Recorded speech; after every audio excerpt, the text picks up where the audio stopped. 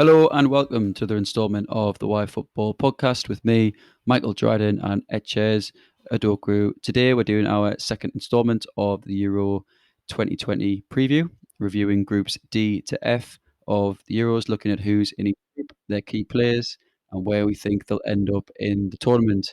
Before we start, please follow us on Twitter at Yfootball_ and subscribe with us on Apple Podcasts, Spotify, Acast, and YouTube. Etches, good evening. How you doing, mate?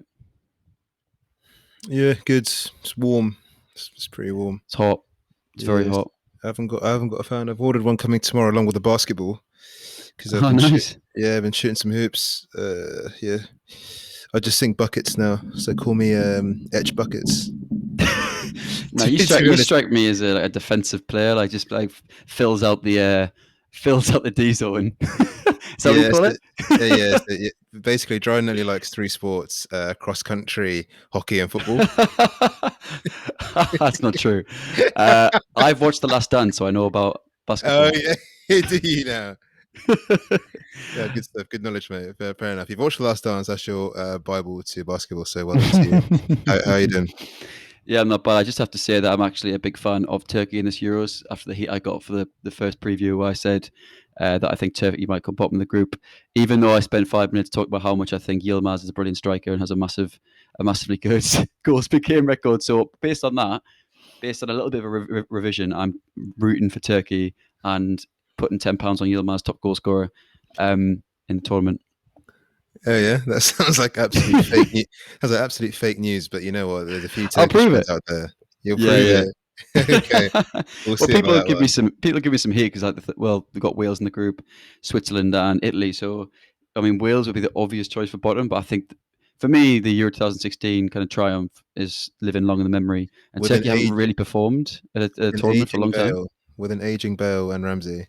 He's a timeless Bale, mate. He's mercurial, timeless. He's definitely no spring chicken, but he's still got those skills, mate. But yeah, to be fair, I think it's probably a sketchy call, but I'll stick with it. Got to stick with my guns. So Etches, kicking things off. You've got Group D. Oh, well, Group D. So that it consists of Croatia, obviously World Cup finalists and lost. Unpopular opinion, I thought they were the better team by far that day, but lost 4-2 with Mbappe and co. Scotland, their first Euro adventure in a while. Czech Republic, and of course England. Yeah, we'll start off with Croatia, who qualified top of their group, 3 points ahead of Wales, Dryden's favourites of the tournament. It was a tight group with Slovakia and Hungary on 13 and 12 points, collectively with Azerbaijan rock bottom. They've been managed by Zlatko Dalic, who's been in the job since 2017. Not too much to say on him. He was previously managing, I think he's managing Greece beforehand. But you know what? I don't actually know that for fact, and I should know that for fact. That's an absolutely great start to the podcast.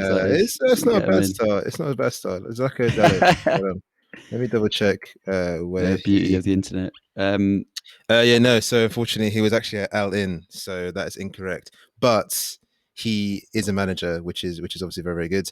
One thing I will say about Zlatko Dalic is he's kind of overseen the changing of the old guard with Croatia a little bit. Subasic and obviously Mandzukic have left the setup now, as well as a few others. So he's trying to like push forward the new team. They're captained by Luka Modric, who is an elder statesman himself. And I'd probably also give him the tag as the key player. Reason for that being is he's just, he's still in the engine room at Madrid. They're doing quite well. I think he's signed a new contract there. Very, very talented player, as we all know. But it's just about whether, in their setup, I kind of think there's no one really else you'd kind of turn to as the main go-to. There is Kramaric, who bagged 20 goals for Hoffenheim this season, which is pretty decent. I think Croatia aren't really the force that they used to be. A lot of their really good players are in their 30s, so even like Perisic, who you don't know what foot he is he left-footed, right-footed? Modric as well is getting on. There are some talented players there, but it seems as if they've got Rebic as well up top. They've got some talented players. Dejan Lovren, Milan Badelj as well. And aging players. Yeah, and Vida, who's with the crazy little ponytail bob. He's also in his 30s. So even the guard has changed a bit. They're still kind of relying on aged faces to do the job. which I'm not too sure they will do. Mm. Group D is really interesting. I'll talk about that later on in terms of where they might come. But their Euro record, their best Euro record is quarterfinals in 1960, 2008. But it's quite interesting because whoever comes second in this group, I believe, will go further than first. Mm. By the way the group sits. So, funnily enough, I think Croatia will come second, which I'll go into later on. But I'll say why I believe that's a better call. Move on to the next team. So Scotland. Qualified via the playoffs, via the Nations League. They're managed by Steve Clarke, formerly of West Brom, Kilmarnock, Reading. He's also in the Chelsea Youth Academy books, and I think he was assistant manager for a bit as well. Yeah. The captain is Andy Robertson, who shouldn't be left back, should be Kieran Tierney, but these things happen. Kieran Tierney's so good; he can play multiple positions, such as the character Oh, he is. exactly. Yeah. Yeah. So I think Scotland are really unfortunate to have probably their two most talented players at left back. They have a very lopsided squad where they seem to have some quite good central midfielders, two very good left backs, and are kind of sparse in most other positions, which I'm going to go into in a second. I think the key players probably. I don't know if your Mm. fullback can be a key player, so I didn't go with Andy Robertson, even though I would say it would be him. John McGinn obviously stands out, as does Kieran Tierney, who's arguably the best player in the world. And Andy Scott Robertson. Scott McTominay has had an excellent season as well. Yeah, Scott McTominay is quite good as well. I don't know if someone of his ilk can be the key player, but I think he's a very, very good indeed. He has had a very good season. Che Adams, I think, is very good for them Che. because they've struggled with Uh, goals up top. Their strikers have been a bit stinking. So I think to get someone of Che caliber, had a good Premier League campaign, is Premier League caliber, which I'm not too sure the other strikers are. I think one's in the Championship, the other is at. yeah, Lyndon Um, Dykes at QPR and Declan Gallagher at Motherwell. I swear Sunderland have been linked with him. Just thought I'd drop that in well, obviously Sunderland Premier League club, so he must be pretty good. there. But yeah, I just don't think. Yeah, I think Che Adams has really changed their fortunes up top, and obviously the one to watch would be young Billy Gilmore. Yeah. Hasn't featured too heavily under Tuchel, struggled with injury this season, but obviously has a very bright future ahead of him. Yeah, Next one is definitely. Czech Republic. We all know Czech Republic quite well. They qualified second behind England in their group. They actually beat England ahead of Kosovo, Bulgaria, and Mm. Montenegro. They're managed by Yaroslav Slavi. I'm not too sure that's the right way to say it, but their captain is Borek Dokal.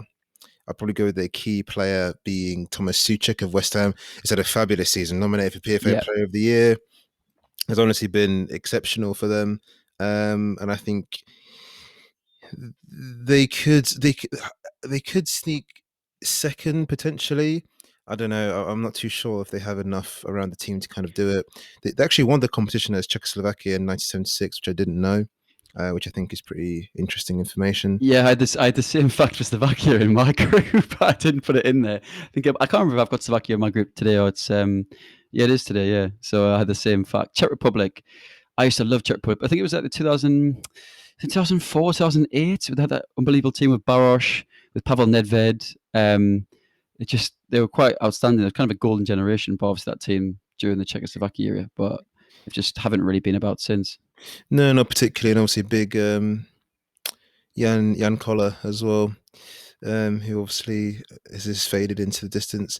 But yeah, I think for them, it's not going to be a positive campaign, and that's kind of Czech Republic summed up. And then the big one. So obviously, the last few episodes I've been doing sound effects, Yep. which haven't gone down very well. So I'm going to leave that off this time.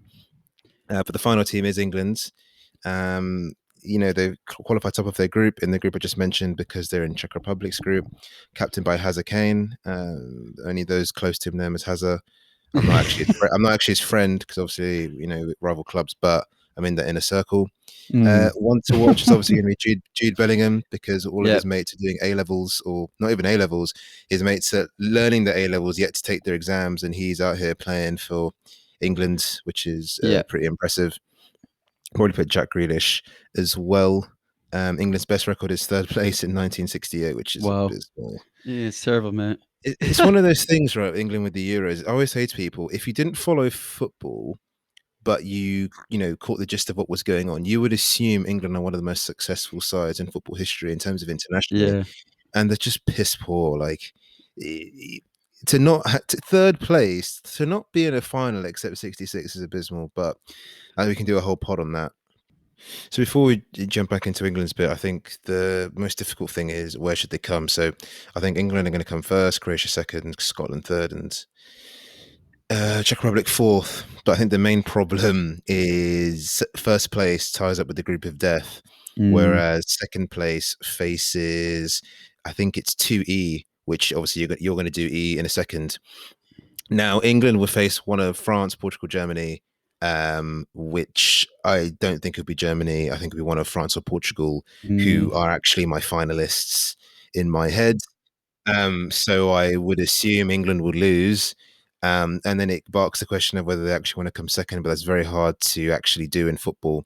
So it'll be really interesting to see where they come, because as promising as England are, it is likely that they will face two of the hottest, if not the reigning World Cup and Euro champions, which is no mean feat. And Portugal are much, much better than they were in 2016.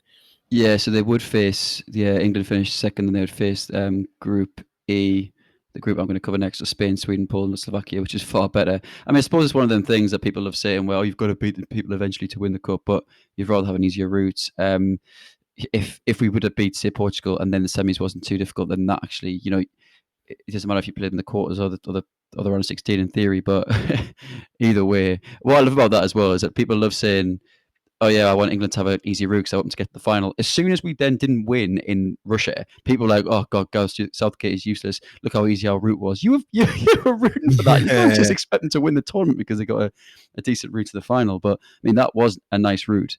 But I still kind of think finishing second or third is still not a good thing.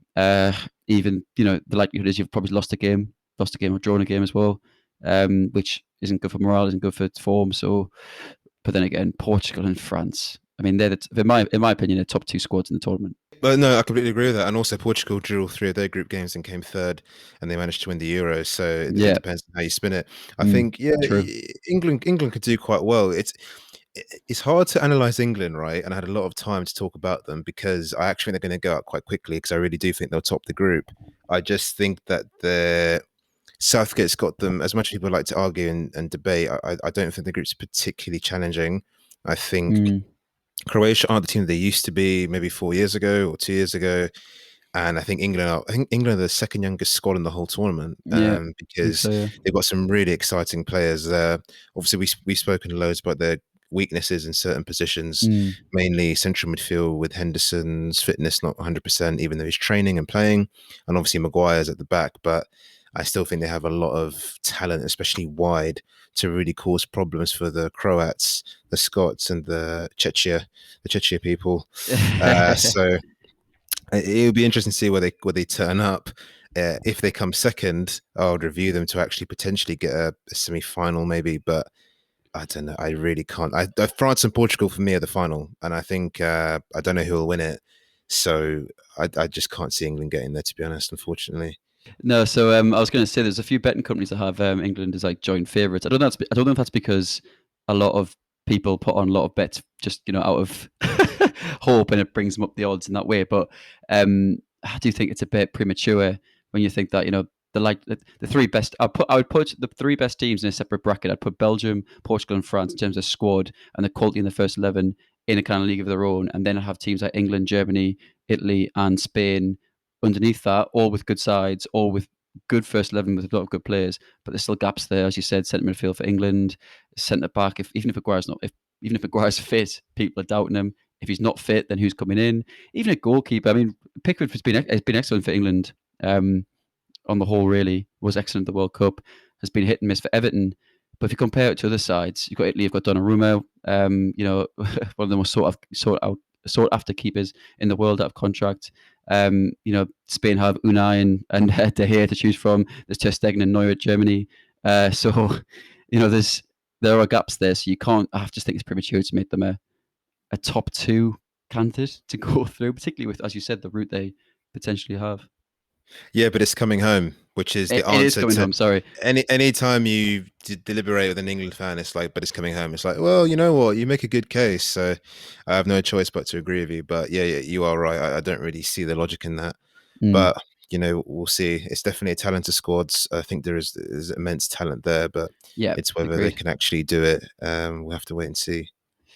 Yeah, absolutely. I think I'll come back from the pub on Sunday and my flat will be burned down. So, moving on to Group E, which I'm covering. So we have Spain, Sweden, Poland, and Slovakia playing in Sevilla, and they're playing St. Petersburg as well in those games. So Spain first. Qualification went pretty well. 8 wins out of 10, no defeats. 5 points ahead of Sweden, also in the group, and 9 points ahead of Norway. So it was pretty straightforward. Morata, Ramos, Rodrigo with 4 goals each in qualifying. Interesting that Ramos actually was actually joint top goal scorer as well.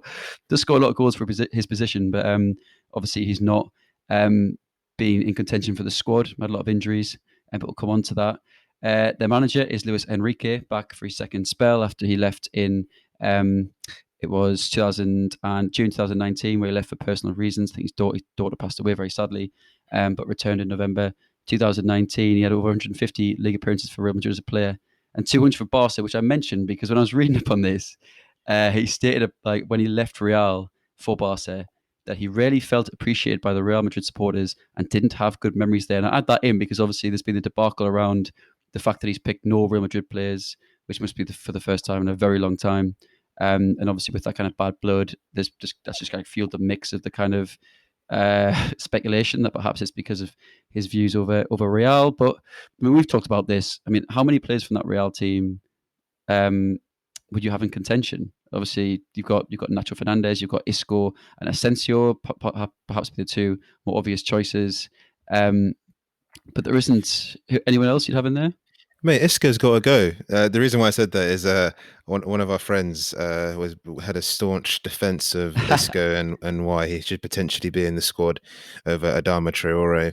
Yeah, I don't think any of them should particularly be in it, but But they have, I mean, uh, yeah, they have 2 spots left, don't they? So in theory, they should be. I But mean, yeah, Carvial is a potential yeah, right Carvalho, back, yeah. and obviously Ramos himself for experience at centre back.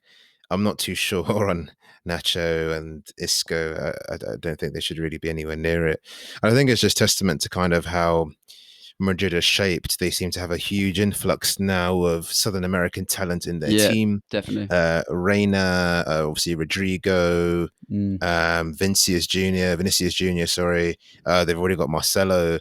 They've got Eder Militao, all Casemiro, Brazilian. yeah. Casemiro, another Brazilian. So I think they've kind of focused their recent transfer activity to young talent in South America for high fees to potentially let them grow at the club, and that's hampered some of the Spanish talent. They've had, Real Madrid on the side note, because this isn't really about them. Their debt's just so mad. So they're Yeah. not really hoovering up talents in their own country as they used to.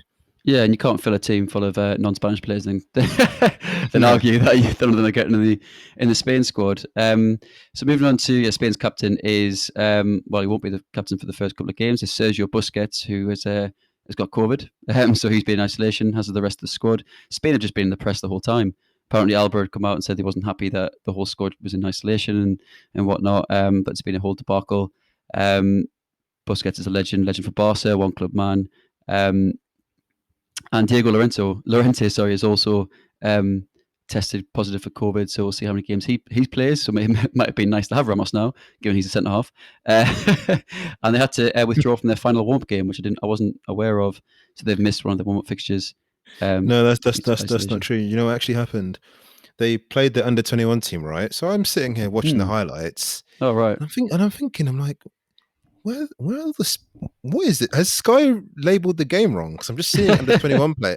So I'm watching it. I'm thinking, oh, maybe it's like an under 21 game, and Sky just labeled the video wrong. But they basically played their under 21s, but it's a professional game, so technically they all made their debuts. Uh, but yeah, You and gotta love it. now that whole squad are in a parallel squad with the standby list to train in case that there's an outbreak within the team and players need to be called up. So, yeah, that'll be an interesting one. Hopefully, that doesn't happen to them.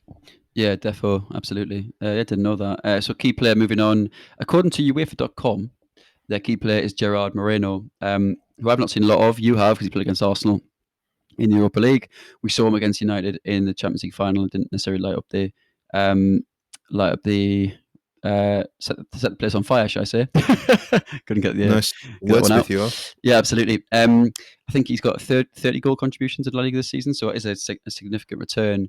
But other key players, potentially Thiago, you put in that bracket. Hasn't set the world on fire for Liverpool this season, but it's been excellent in previous clubs. And on his day, he's an absolute joy to watch. So he's a potential in there. Laporte, another one at centre half, you'd have as a potential. There's just quite a lot of regulars in there. So when you're looking at key players, there's quite a lot of regulars, quite a lot of ones to watch as well. But if we think about regulars, you've got Aspilicueta, who started the last game at right back. You've got Jordi Alba, who may start ahead of Jose Gaya. We don't know. Got Koke Rodri, who kind of a regular, is a bit young, but well known for us anyway. Sergio Busquets, Morata, quite a few regulars in there. So it's hard to pick out a key player, perhaps, because a lot of them you see at quite a similar level, bar perhaps Morata.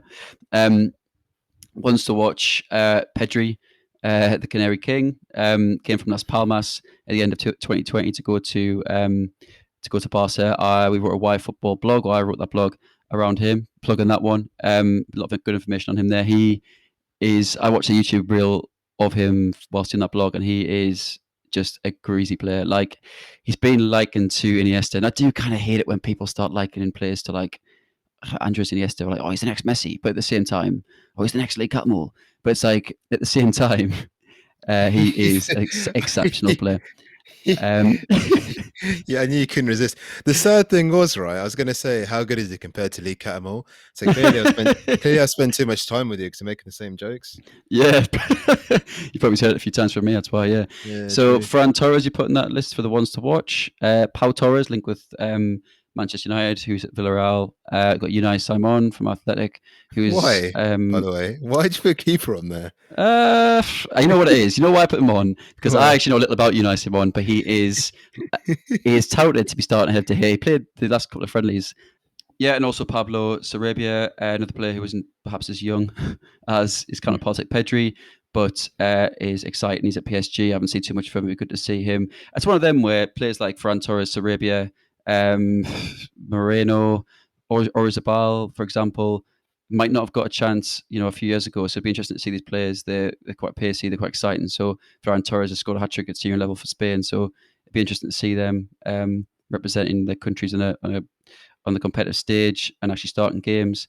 Euro record speak for itself. Back-to-back titles in 2008, 2012, quarterfinals in 96 and 2000, and last 16 in 2016. So let's move on because I spent quite a lot of time on Spain, but they are the big dogs in the group. Sweden, I've got next on the list. They came second in their group, 5 points behind Spain and 4 points ahead of Norway. Robin Quaison was their top goal scorer in that qualification with 5 goals. The manager is Jan Andersen, who spent pretty much all of his playing and managerial career in Scandinavia, so unknown to most.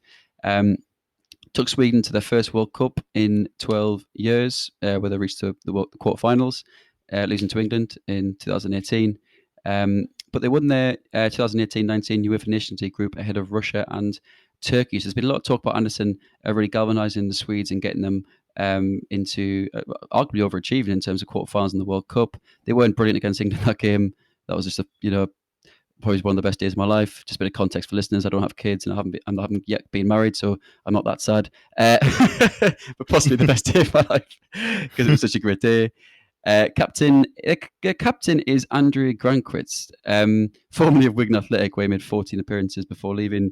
But there's many people question that decision because even though he's got 88 caps for Sweden, he's not expected to start essentially alongside Lindelof. There's basically a spare spot next to Lindelof to see who starts. And it's interesting, he's captain.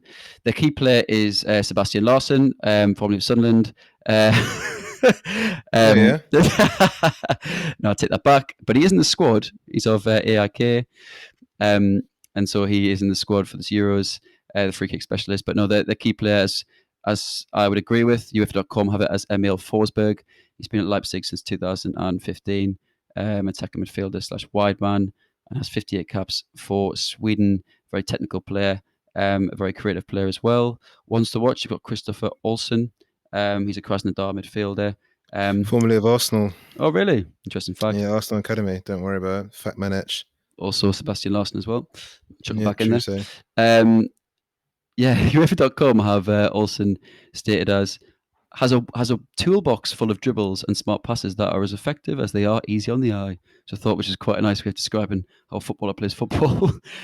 Ones Mm. to watch: Alexander Isaac from Real Sociedad, have on that list, and arguably top scorer Robin Quaison for his goals. He's at Mainz. Um, Starting will likely be Victor Lindelof at the back. As I said, there will be a bit of competitiveness for whoever's starting next to him. So you've got Pontus Jansson at Brentford, who could potentially partner Lindelof. Philip Helander has apparently had a very good season at Rangers, and Marcus Danielson, Dalian Yafang in China. Other notable players: Marcus Berg is a hard pressing forward, and I think it's kind of how the manager's now got them galvanised and quite a hard working unit. Being seen as kind of one unit. You've also got Dejan Kulesveski from Juve, you'll know quite well. He has COVID as well. That's good. And it's been linked with Spurs. I put in my notes linked with Sweden by mistake, but could be a useful winger if he manages to break back into the team. Emil Kraft from Newcastle is Swedish. I didn't realise that. Just thought I'd give him a notable mention as well. Euro record. So aside from being England's pain in the backside for most of the 2000s onwards, they reached a semi-final in 1992 as the hosts, but didn't break out of the last Euros, break out of the group stages. So little success on the Euro stage for a long time.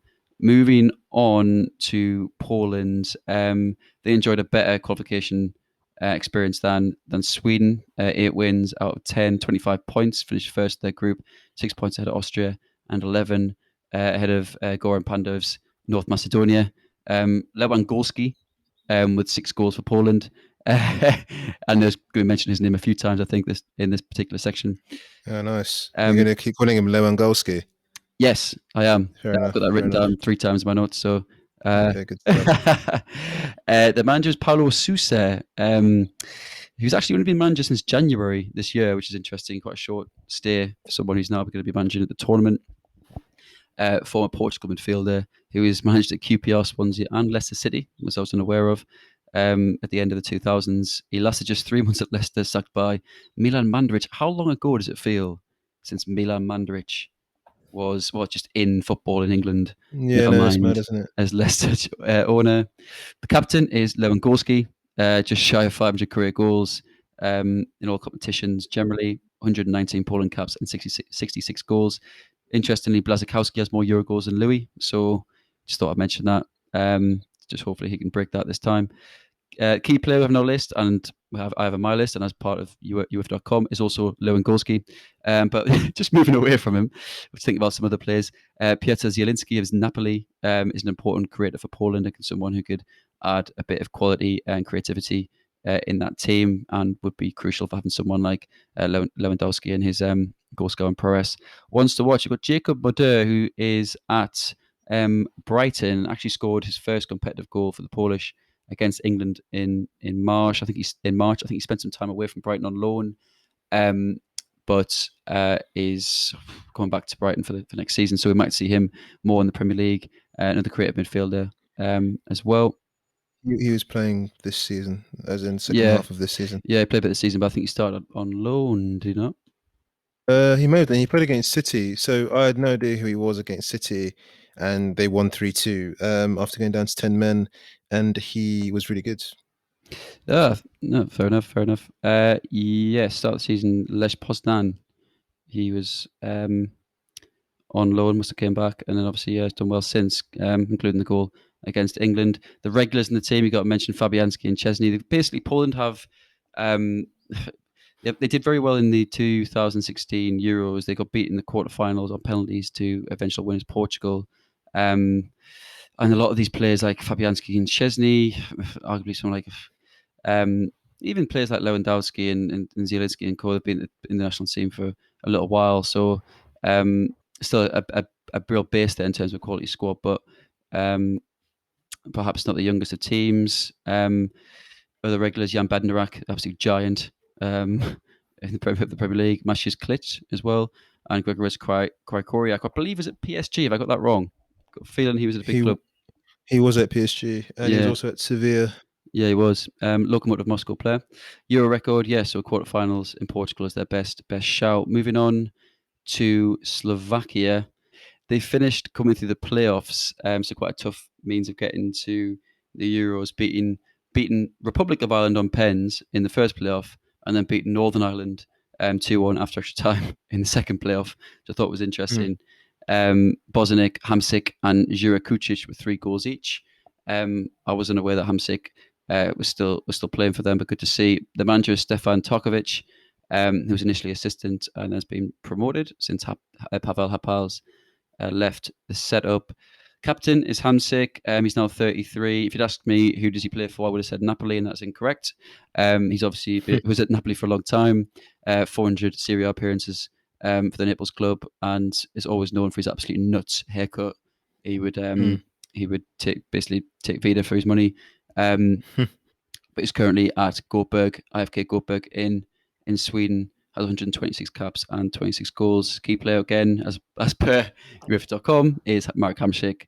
Oh, surprise. So he's in there as well. You've also got Milan Skriniar. I always think these key players, and you kind of alluded to it earlier, are often attacking players, and I kind of get that. They're the exciting elements of the teams. But someone like Milan Skriniar, currently at the high level playing for Inter. You've also got Stanislav Lobotka at Napoli. So 2 players arguably in more of their prime than Hamsik, but he's attacking playmaker. He's a legend, so I feel as if that's why he's been given that by River.com. Wants to watch some unknown players here is Thomas Suslov, who said he told his father he would play with Marek Hamšík one day, which I thought was interesting. Must be a legend. Thanks for sharing, mate. I've always got some fantastic facts in this podcast. So he's a left winger currently at Groningen. They also have pacey wingers Robert Mack at Ferencváros in Portugal, and Albert Rusnak of Real Salt Lake. Some unknown players there who we might see light up the stage, Euro stage. Some other notable players, we've got Bozanic again, who scored 3 goals in qualifying at Feyenoord. Attacking midfielder Andre Duda of Köln, who's been likened to Hamsik. So their Euro record, round of 16 in 2016, not too bad, losing 3-0 to Germany. Getting through the groups is an achievement for a side the size of Slovakia. So it'd be good to see them in the tournament, to see Hamsik again. So Group E outlook, I mean, it kind of writes itself to an extent, I think. The only kind of thing is, the only kind of debate is between whether Poland or Sweden for that second place. Poland have, you'd say, more quality throughout their side, but Sweden under Jan Andersen have done very well. They did very well in the last Euros, and did well in the Nations League. So it actually would point towards Sweden in terms of that. But I can't look beyond the quality of Poland. Can't look beyond Lewandowski. Poland obviously did very well in their last Euros as well. So quarterfinals. So I'm going to go Spain, Poland, Sweden, and Slovakia. So back to you, Etches, for Group F. You sure about that one? Because you retracted your I'm group predictions very on sure group. about that one. I mean, even what I just said there about Jan Andersen, I'm already starting to doubt Sweden. But it doesn't matter, does it? Because I mean, everyone's getting through. There's only 8 teams not going through. It doesn't matter who goes through. It doesn't matter what I Very say. true. Very, very true. And on to our final group. It's the group of death, Group F.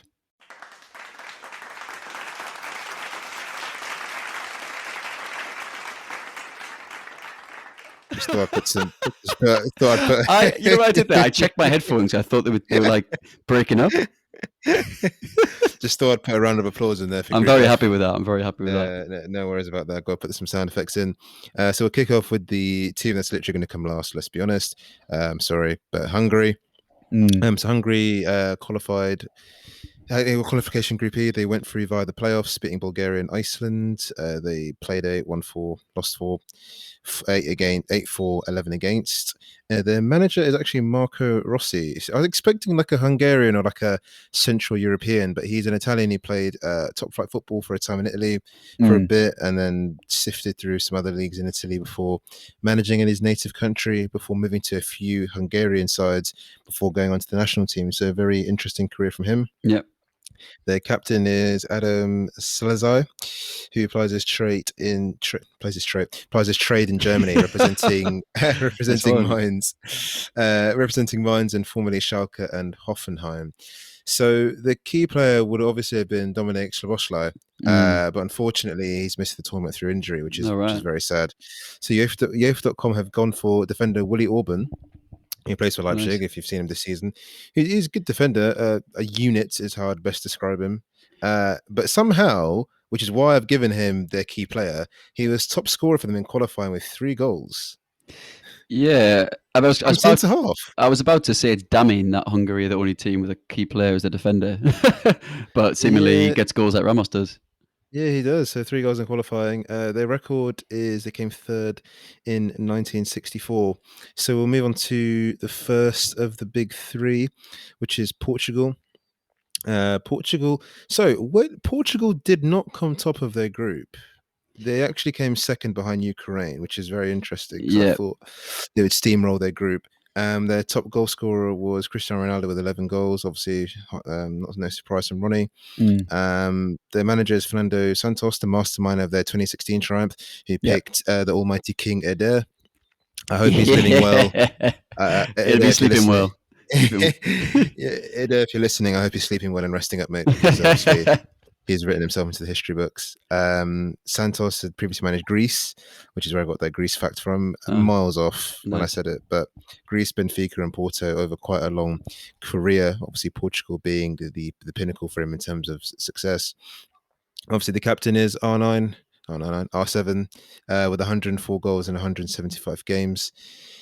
He's an absolute animal, but he's 37 in Feb. So you'd think the 2022 World Cup is his last tournament. This would definitely be his last Euros. So I'm Mm. expecting really big things from him if he can affect the game in any way, because I really do think this is the last time we'll be seeing Ronaldo on a Euro stage. I mean, he'd be 39, 39, 40-ish by the time the next one's around. And as phenomenal as he is, I think even he would like to take a rest. The key player for Portugal is obviously Ronaldo. But Portugal, as we mentioned earlier, probably have the best squad along with France. So Yeah. we've got, obviously, I've been learning how to pronounce Portuguese names, so watch Ah, out. brilliant. We've got João Felix, Bernardo Silva, Bruno Fernandes. And Who? so Do you, Bruno Fernandes. Bruno Fernandes, isn't it? Bruno Bruno Fernandes. Fernandes. Yeah, I got that one wrong. But the next one is my favorite. So there's a guy who plays for Mm. Valencia, I believe, still, and I've highlighted his name, and I know that you're going to say it wrong. So how do you say the name that I'm looking at? Based on what I've just said, I'm going to say Guesh. Guedes. It's Gonzalo Guedes.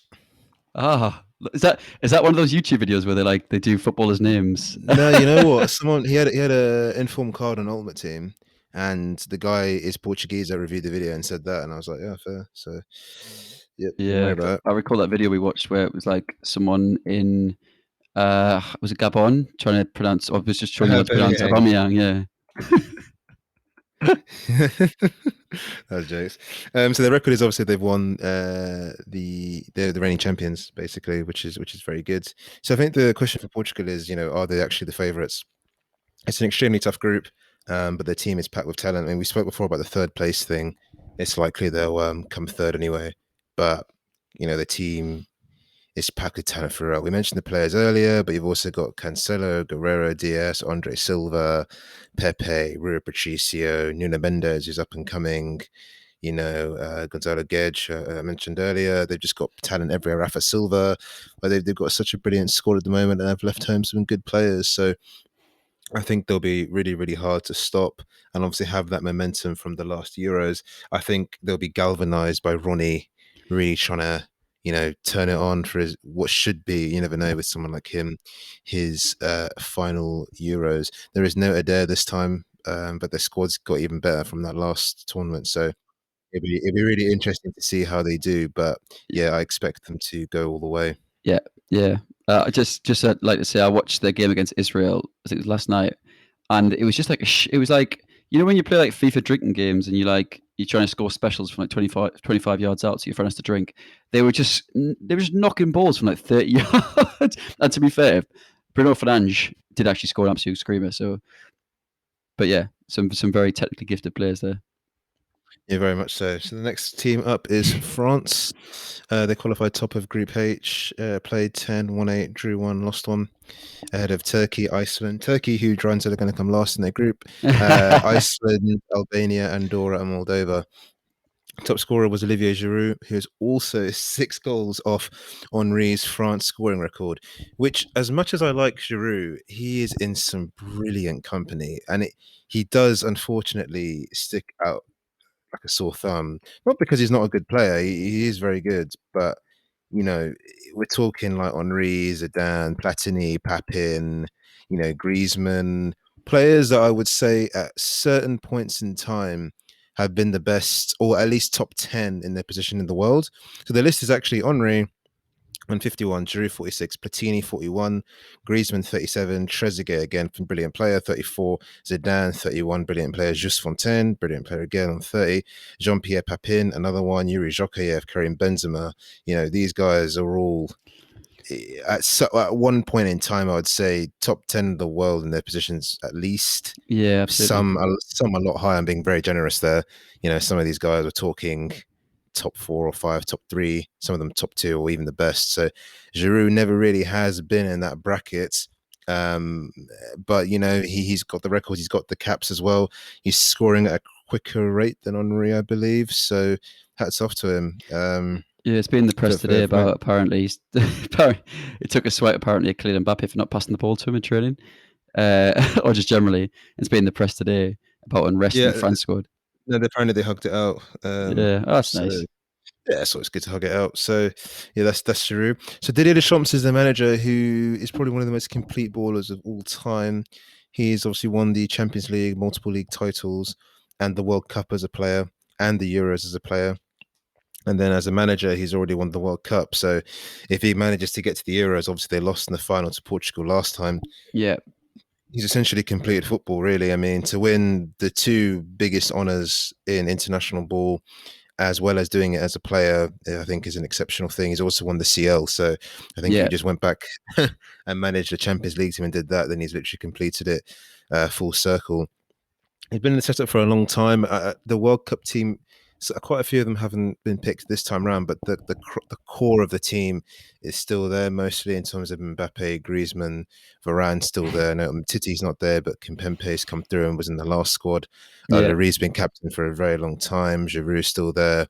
People like Thomas Lemar have come back in. Dembele's fit. Coman's fit. I mean, the team is looking really, really good. Yeah, it's not bad, is it? It's looking brilliant. I mean, key players obviously Kylian, Dillian, and Mbappe. Is that? Yeah, that's a nice middle name. Oh, right. I was going to say. Yeah, just thought I'd just give him that name anyway. Their squad is jam packed with talent. I mean, Benzema, Griezmann, N'Golo Kante, Paul Pogba, Dembele, Varane, Koeman, Ben Yedder. It's a great squad. The absolute weak link, though, is Mr. Sissoko. They love Sissoko in the France national team. But he's been quite poor generally. I think that's kind of the one area they're not particularly strong in, like defensive central midfield, where they've basically got Tolisso, Kante, Sissoko, and like Rabiot. I don't think that's exceptional. Kante is exceptional, FYI, and I think Tolisso is also very, very good. Rabiot obviously plays for a big team. I'm not as sold on, but I think he's playing in a position where I don't think there are many players like him playing well enough to be in the France squads. So I think he's a bit fortunate to be in it, but fair enough to him. Same with Leo Dubois, who I don't know a great deal about, right back, who's in the squad as well. But apart from that, they're literally all stunners. Their record is they won it in 80. Yeah, I said stunners. I'm not. I'm going to keep Nothing from me. So. Nothing from me. Their record is they won it in 84 and 2000. And they look to win it again to avenge their 2016 loss. Final team in the group, is Germany. Yeah, Germany. They're stinking. To describe Germany in one word, it's stinking at the moment. They qualified in their group. Top scorer was Serge Gnabry. Came ahead of Holland, Northern Ireland, Belarus, and Estonia. Managed by Joachim Löw. He is stinking. Joachim Löw. So obviously, to anyone out there who hasn't seen what Joachim Löw gets up to on the bench during games, you need to watch a YouTube compilation. The guy is foul. why is he picking his nose and eating it and Yeah, like he smelling it? did loads of stuff. Why is he smelling Yeah, his, I forgot about that. his bum? Why is he smelling his bum for? He's actually honestly, I'm not even joking. The guy actually smells his bum. You can't do that. Like that is That's mad. it's good luck, Omen. That's how he wins football matches. Thing is, You don't I'm win not. World Cups just well, he's not won the World Cup. Oh, he has won the World Cup, of course. You don't win World Cups without good omens, do you?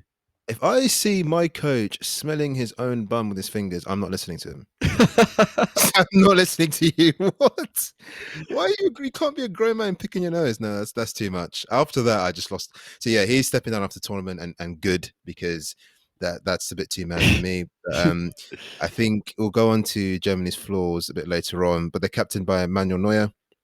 You obviously know very well, very good keeper and brilliant captain. The key player is kind of hard to decipher. I went with Tony Cruz, kind of the elder statesman. He's 31, so not extremely old, but Mm, part of the World Cup winning squad is basically in the engine room for them for years. Extremely talented player. I kind of went with him. I put Slash Kimmich as well. Extremely important player, but a bit younger. Ones to watch, I've got Neuhaus, Florian Neuhaus, Sane and Havertz, Müller and Werner as well. Some talented players in their mm. squad. Werner's movement, I think, is exceptional, even Yeah, it though is. Yeah, his finishing can be pretty wayward. yeah. Havertz, extremely talented as well, and Sane, we know what he can do too. That their record is they've won it in 72, 80, and 96. But going back to Germany generally, I mean, they've been on such a slump. I mean, they got relegated from the Nations League. You know, they've recalled players that allegedly weren't getting picked again for the new cycle, which I think is very, very damaging for a manager. Yeah, I think you can admit a manager's wrong. We've seen Deschamps do it with Benzema. We'll see how that works. But I think Benzema was linked to an internal problem within the team, not his talent. These guys were essentially said, you know, your cycle is done. We don't need you anymore. To turn to them right before the tournament, it's a bit suspect. yeah. They've called up Kevin Volland, who hasn't played for a long time for Kevin them, Volland. which is also a bit suspect because it's like, you know, he's not particularly that young. He's not 20 or 21. So why are you bringing these guys back in now? I think it says a lot. Managers can always admit they got it wrong, but it Mm. seems like it's panic stations with Germany. You know, they lost to North Macedonia. Spain sold them 6 premium bratwursts in a game last year. I Lovely. think Torres got a hat trick in that game and they looked lost. They've not looked good since, to be honest with you. And as talented as their squad is, I actually think it could be pretty ugly for them. It's teed up for a new coach to come in and kind of rejuvenate them. Is kind of how I see it panning out for them in this tournament, unfortunately. But they've still got great talent, and because of the way the third place thing works, they could galvanize themselves like Portugal in the last tournament and go on a bit of a run. But I'm not too sure Yeah, on that. I think I might be wrong. I'm pretty sure the third place in the group will play. And I got this wrong before. We're on second place, but I think they might play against Belgium's group. So that would be interesting to see if Germany do face Belgium in that. But I mean, getting out of a group with those two in, it means that unless they do face Belgium, they might have not a not so difficult run. Hopefully, but for them anyway. Unpopular opinion around Kai Havertz. Ball goes through Champions League final. He takes a really heavy touch. If that ball doesn't hit Edison, maybe I'm saying something obvious here, but if that ball doesn't hit Edison, it's going. He's not getting there. A very unpopular opinion, I think. And if there's any Chelsea fans listening, you know, you can come at my DMs. We'll have a chat because it smacks off Edison. I just don't think he scores that goal if it doesn't hit him. Thoughts? Uh, yeah, I don't know. I mean, it sounds like you want to fight a few Chelsea fans, to be honest. So No, that's what it's you lean just you know towards. what I'm happy for Verts, but there's so much hysteria. It's one of them things that in it where it hasn't hit the ground running, but scores a goal in the Champions League final. Suddenly he's the star, but actually, you know, I mean, it's great movement as well. But yeah, we'll see. It'd be really interesting. It will be interesting to see him and Werner at that competition as well, just to see how they are. We've seen them for Chelsea. We have been underwhelmed to an extent, even though, as you said, they're both talented. Werner's got great movement. They've played in a side under Tuchel anyway that has achieved the goal under Tuchel of getting fourth and then won the Champions League. So you can't throw too much shade at them. But I think it'd be really interesting to see how they actually play on a different side than Chelsea, just to see. I don't know. Is it something to do with the price tag or the move or something like that? Is back in Germany, back in um, German colours? Are they the players they were before? I think one point to note about this group as well, which I thought was interesting, is that they're playing the games in the Allianz and somewhere else that's not France or Portugal, which I thought was interesting. I was thinking if it's in Paris, there's just no chance. no Yep. one's got a chance. But it's actually played in Germany, so that'd be quite interesting because out of the three you've mentioned, yeah, they're possibly the weaker of the three, just excluding Hungary for a second. Poor Hungary. And so yeah, it'd be interesting that they've got home advantage. That might make things a bit more interesting, rather than just France and Portugal perhaps running away with it. Yeah, I think yeah, that's a really good point. It's an interesting one with the group generally because we don't know how it's going to pan out. I think the top two teams are so strong. Germany shouldn't be written off because at the end of the day, it's 3 group games, but I just don't really see, even if it's been playing the Allianz, I just can't see it for Germany. I really just can't. I think France are too well oiled and well drilled, and I think the same for Portugal. But it could be a surprise. I think if there's a shock result in the opener or when they face each other, because if whoever loses it when they face each other is, on a massive negative. But then, as you said, because of the way third place works out, they could then end up facing Belgium, which isn't really an ideal situation. But I also think if one of the top two teams don't go through that method, they would go past Belgium, in my opinion. I think France and Portugal would overpower Belgium. So it's one of the where I think it'll be really interesting to see how these 3 teams progress in the tournament because I think they all have the capabilities to win their next leg should they all go through. Yeah, yeah. Obviously the group actually finished with Portugal, France. No, sorry, France, then Portugal, Germany, and Hungary. I think France and Portugal will be the final. For me, there's normally a team that kind of upsets someone along the way. I think there's Italy have the potential to do that, but again, I just think France with have gone to back finals. To be honest, final at the World Cup, final Yeah, at the Euros. The team, I think, is getting marginally better. There's been a few younger players who have supplemented them and have come back into form. So I think this is kind of them now. I think they'll definitely be there. It could be Portugal that drop out maybe for the final, but yeah, that's my group F for the Euros. So really excited for it. Obviously kicks off tomorrow. Can catch Turkey actually, who yet again you said we're going to come last. So I'm supporting them. we'll I've see. I've actually turned a corner. I've seen the light. I will be supporting Yilmaz in this competition and Yilmaz only. England, you not get my support. I'm sorry to hear. I bet Gareth's devastated. Absolutely. Yeah, so we'll wrap up there. It was a long one, but the Euros do kick off tomorrow. Thank you, muches for the Group F and Group D analysis there. And yeah, thank you guys for listening. Please continue to subscribe with us on our platforms, or do so if you haven't already. And we'll see you next time. Cheers, guys. Cheers, guys.